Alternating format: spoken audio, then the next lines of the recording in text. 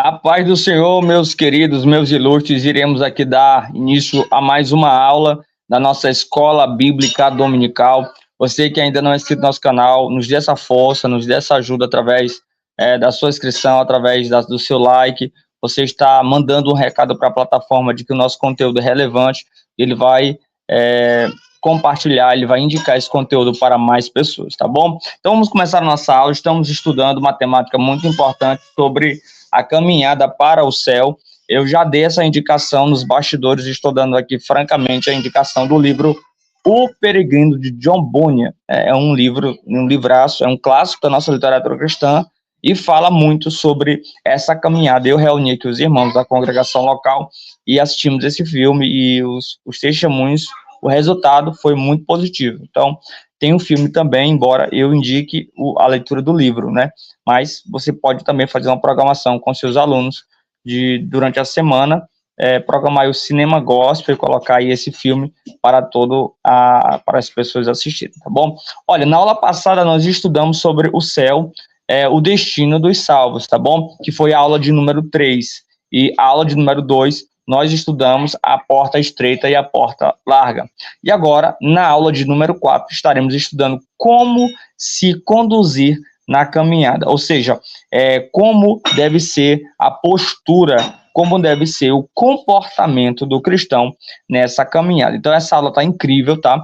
Nós trouxemos algumas ferramentas à luz dos originais para a gente analisar, para a gente ver a seriedade desses caracteres, destas informações que o texto bíblico requer daquele que decide fazer essa caminhada, tá bom? Então, pegue seu papel, sua caneta, vamos anotar muitas informações. Eu quero fazer uma aula bem objetiva. A última aula que fizemos foi entre 30 a 40 minutos.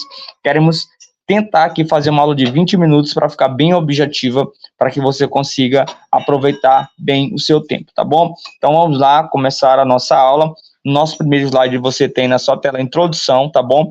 Então, nessa introdução, basicamente, o autor, e eu queria até dar essa dica para você, olha, professor, não é elegante, tá? Não é legal fazer a leitura da lição, porque assim, se fosse para você ir para aula para ficar fazendo a leitura da lição, os alunos poderiam fazer isso em casa, tá legal? Então, o ideal, você está indo para a sala de aula para fazer o comentário. O que se espera do professor é que ele já tenha lido a lição, tá? Ele vai para explicar a lição e não para ler a lição, tá bom? Então, fica essa dica aqui para os professores. Não é elegante, não é ético o professor da escola dominical ler. Ele já leu, ele vai explicar, tá bom? A lição. Então, nessa introdução aqui, basicamente, o autor está explicando para nós o roteiro dessa lição, que basicamente é analisar esse comportamento do cristão que está a caminho do céu, está no caminho do céu. Para essa introdução, eu quero te convidar para a gente meditar nesse texto aqui, que para mim é o texto áureo da caminhada cristã, é o texto áureo do discipulado cristão, que é esse texto de Mateus, capítulo 16, versículo de número 24, está aí na sua tela, tá bom? Eu coloquei a luz do original, mas a gente vai aqui olhar os vocabulários, e eu estou aqui trazendo a tradução para você, dando o significado aí nessa faixa amarela que está na sua tela, tá bom? Então o texto no original diz o seguinte: Tote ho Jesus ementos matetas auto eitis telei opiso mon elten harpa nesaston e auton kai arpato ton stauron auton kai acoloteito moi, né? Então nós vamos destacar aí algumas expressões desse texto à luz do original grego para a gente entender basicamente o texto que é traduzido, que é o totem ho Jesus, que está na sua tela, eipenton matetas, né? Então disse Jesus aos seus discípulos, né? Aí eu quero destacar aí a palavra matetas, que é os discípulos. Por quê? Porque essa expressão do Jesus é para os seus matetas, para os seus discípulos. E esse texto é o texto áureo do discipulado cristão. Então, basicamente, nesse texto, Jesus está afirmando sobre os critérios do discipulado cristão.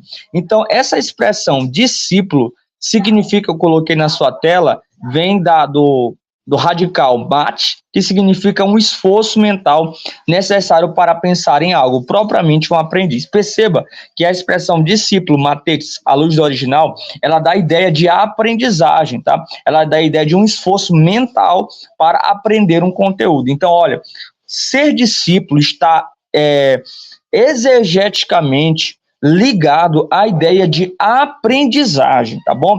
Então, assim, é impossível conceber a ideia de um discípulo de Jesus que não gosta de aprender, tá? Ah, pastor, eu sou discípulo de Jesus, mas eu não gosto da escola bíblica dominical. Pastor, sou discípulo de Jesus, mas não gosto de culto de ensino. Então, irmão, eu tenho uma notícia não muito boa para você. Talvez você não seja um discípulo de Jesus. Porque o discípulo de Jesus está ligado a esse esforço mental necessário para aprender algo, tá? Então, se você não gosta de ensino, não gosta de aprender, provavelmente você ainda não foi regenerado, você ainda não é um discípulo de Jesus, porque todo discípulo de Jesus, ele ama aprender. E aqui, para fechar esse comentário, o ensino não está resumido à ideia de uma classe de escola bíblica dominical, o ensino não está resumido à ideia de um culto de doutrina. A ideia do ensino está ligada a toda a caminhada cristã, tá? Essa caminhada cristã em direção ao céu, o foco dela, o âmago dessa caminhada está na expressão mathetes, que significa esforço para aprender, tá bom? Então, durante toda essa caminhada estaremos aprendendo. E aí, infelizmente, temos uma geração que gosta muito de barulho, gosta muito de pulo, mas não gosta de conferir o texto bíblico e analisá-lo à luz do seu contexto para adquirir aprendizagem. Mas eu louvo a Deus pela sua vida. Se você está aqui nesse vídeo, se você está se preparando para a Escola Bíblica Dominical, é porque você é um mathetes, né? Você é um discípulo que está fazendo um esforço mental necessário para aprender a lição. Glória a Deus pela sua vida e pela vida dos demais. Então, essa é a primeira palavrinha que eu queria destacar. A segunda palavrinha que eu queria destacar desse texto é a expressão que ele prossegue o texto dizendo eitis telei, né? Então, o tis, que significa qualquer pessoa ou alguém, então ele está dizendo o seguinte: se alguém desejar, almejar. Então, essa expressão significa dizer que esse discípulo, esse mathetes, ele não está nessa caminhada para o céu porque ele foi empurrado por alguém. Ele não está nessa caminhada cristã porque ele foi persuadido por uma pessoa humana. Ele não está nessa caminhada cristã obrigado pelo pastor, obrigado pelo professor da Escola Bíblica Dominical. Não, ele está nessa caminhada cristã porque ele deseja estar nessa caminhada. E aqui eu vou tocar em algo muito legal para você, professor, para você, aluno, enriquece muito o conteúdo sobre essa caminhada, é o fato de que quando eu começo essa caminhada, esse texto vai prosseguir com outros vocábulos, mostrando essa expressão de abdicar da minha vontade. Eu vou até dar uma caminhada para ligar essa ideia com a posterior, que é a expressão aí arpanesaston, que significa, eu coloquei na sua tela aí, abdicar, rejeitar. Então, eu vou rejeitar a minha própria vontade, eu vou ficar longe daquilo que eu queria, e aí eu vou desejar estar nessa caminhada, se alguém quiser, se alguém desejar. Então, veja esse contraste aqui exegético. Eu vou rejeitar a minha vontade, aquilo que eu desejava, para agora amar, desejar, anelar, estar nessa caminhada. É impossível conceber a ideia de um discípulo que não ama estar nessa caminhada. Pastor, o senhor está dizendo que essa caminhada é fácil? O senhor está dizendo que essa caminhada é doce? Não estou dizendo que a caminhada é fácil, não estou dizendo que a caminhada é doce. Estou dizendo que essa caminhada, ela é amada, ela é desejada pelo discípulo. Salmo de número 1, ele diz o seguinte, olha, aquele que não anda no conselho dos ímpios, não se detém no caminho dos pecadores, não se assenta na roda dos escarnecedores, o seu prazer, tá? Ele está na lei do Senhor. Perceba que a expressão no original fala de prazer, fala de algo desejável, fala de algo prazeroso. Então, o prazer do discípulo está na caminhada. Pastor, e quanto às perseguições, e quanto aos levantes, e quanto aos levantes, quanto às perseguições, e quanto a todas as intempéries da caminhada? Olha, quantas intempéries, quantas perseguições da caminhada, o discípulo ele foi tão conquistado pelo Espírito Santo, ele foi tão alcançado pela graça que ele deseja, ele sente felicidade, ele sente alegria nos sofrimentos, tá bom? Um grande exemplo disso é Paulo, que disse que ele sentia alegria nas prisões, porque por meio das prisões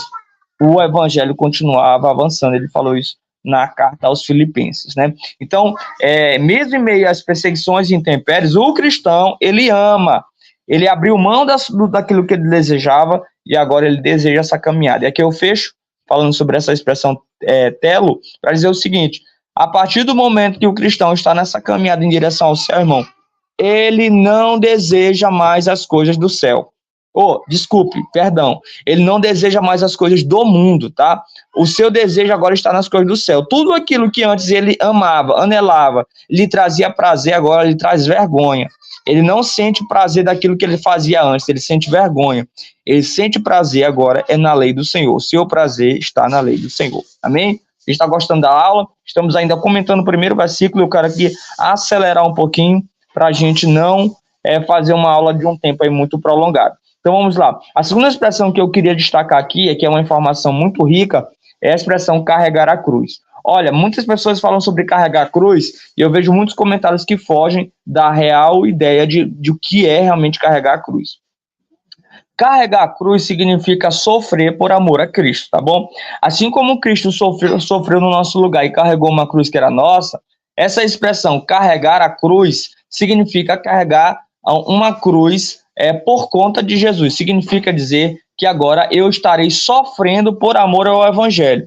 Eu estarei sofrendo por causa de seguir a Cristo. Antigamente eu tinha a minha vida no mundo, aí a partir do momento que eu agora estou seguindo Jesus, indo para a igreja, lendo a Bíblia, evangelizando, alguém vai me chamar de fanático, alguém vai me chamar de louco. Se eu estiver sendo hostilizado pela minha fé em Jesus, significa dizer que eu estou carregando a minha cruz. Se você está sendo caluniado porque você comprou e não pagou, se você está sendo caluniado porque você falou mal de alguém, se você está sendo caluniado e perseguido porque você estava defamando alguém, irmão, você não está carregando cruz. Uma vez eu vi um irmão pedindo oração, disse que estava uma grande prova e o inimigo estava se levantando contra a vida dele porque as suas ex-mulheres estavam cobrando a pensão dos seus meninos. E ele disse que estava carregando uma cruz e eu corrigi o irmão. Disse: irmão, a sua situação é muito delicada, vamos orar pelo senhor, mas eu queria lhe dar uma informação. Isso que o senhor está passando não é carregar a cruz e não é perseguição do inferno. O que você está passando é consequência dos seus pecados. O senhor teve relacionamentos, talvez não teve cuidado na escolha da sua esposa, talvez não teve o discernimento para conduzir esse casamento, e aí houve esse rompimento, houve esse problema, e aí o irmão está colhendo resultados de ações que não deram certo, ou seja, resultado de consequência de pecado. Então não confundamos carregar a cruz, que é um sofrimento por causa do evangelho, com outras situações que acontecem na caminhada cristã. Então vamos aqui, eu vou destacar a última palavra do texto, a gente já avança, que é a expressão aí, que ele termina o texto dizendo o seguinte: autos kai akoloteiton moi, ou seja, essa expressão akoloteito significa aqui a ideia, significa que a ideia de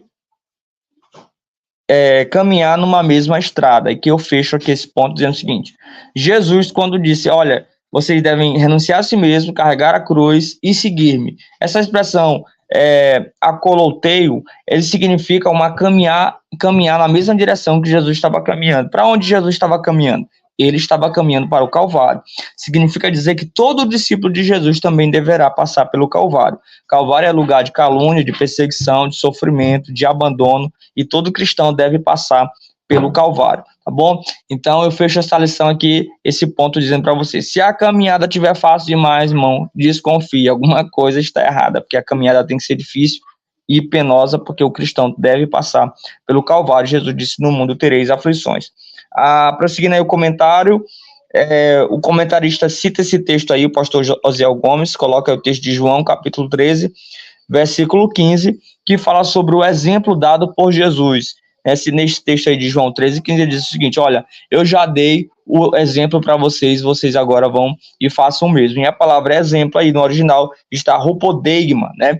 Então essa expressão rupodeigma significa, está na sua tela, uma exibição para imitar, ou advertência, significa um esboço, significa um padrão. Então, Jesus é o nosso padrão de caminhada, Jesus é o nosso exemplo. Em tempos de muitos coaches, em tempos de muitos mentores, muitos pseudo-professores, precisamos lembrar que Jesus é o nosso sumo pastor, ele é o nosso padrão, ele é o nosso modelo perfeito. Amém? Nessa caminhada existe um padrão, e esse padrão está na pessoa de Jesus.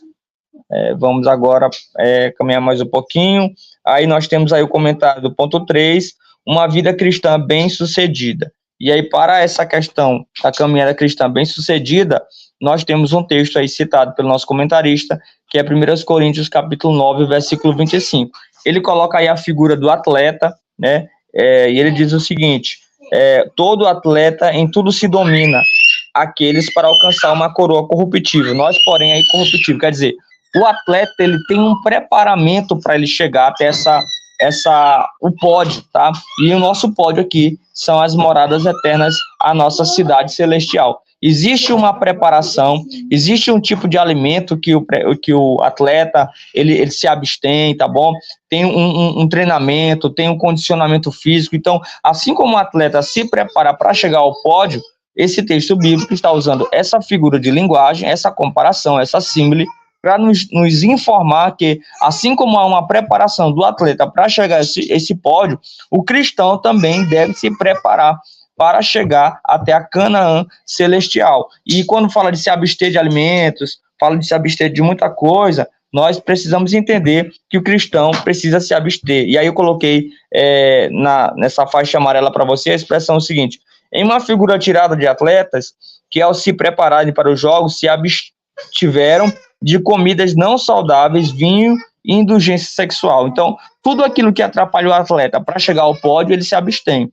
Tudo aquilo que nos atrapalha de chegar até o céu deve ser cancelado, descartado do nosso cardápio espiritual. Amém? Eu queria que você abordasse bastante, tem como ampliar essa discussão aí, colocando vários exemplos, tem os exames antidoping, né? Existem várias questões que podem ser usadas como ilustração em tempos modernos para esse texto de Coríntios. Para começar a fechar aqui, vencendo os dias maus, e aí ele comenta aí, remindo o tempo, comenta aí o texto de Efésios capítulo 5, onde fala sobre aproveitar o tempo de maneira sábia, né? Então, em tempo de muita internet, muitas redes sociais, é necessário migrar o nosso tempo no sentido de aproveitar conteúdos que vão, de fato, enriquecer a nossa caminhada cristã.